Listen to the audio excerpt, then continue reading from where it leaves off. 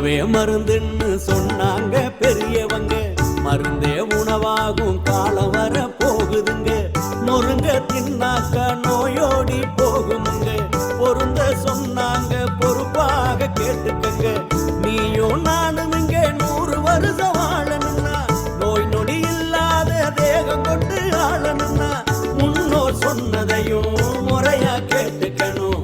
முதன்மை தேகம் தலையில போட்டுக்கணும். பாட்டி வைத்தியமும் நாட்டு சமையலும் நாக்க உற வைக்கும் வீட்டு கைமணம்.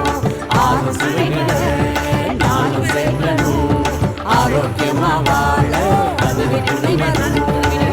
உணவே மருந்துன்னு சொன்னாங்க பெரியவங்க, மருந்தே உணவாகும் காலம் வர போகுதுங்க.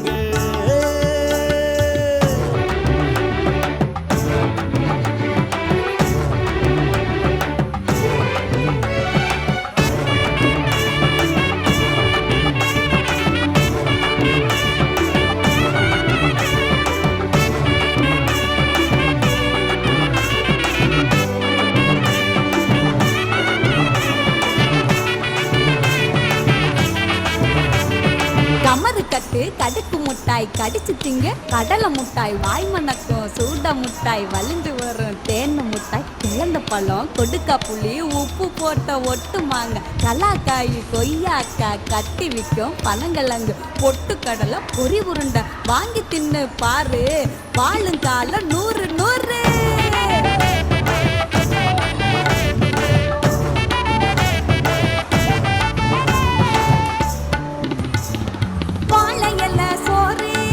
வயிற்றுக்கு நன்மை தரும் வறுத்த உணவு எல்லாம் கொழுப்பை சேர்த்து விடும்.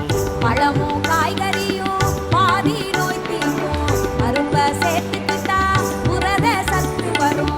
உப்பு சர்க்கரையும்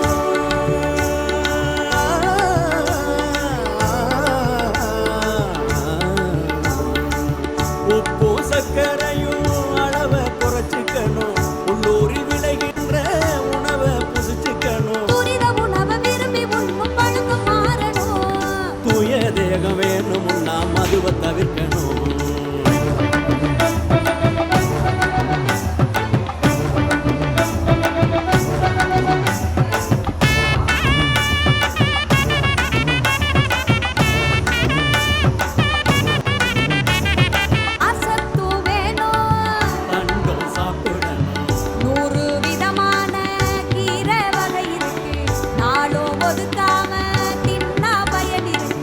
வெள்ளை சக்கரை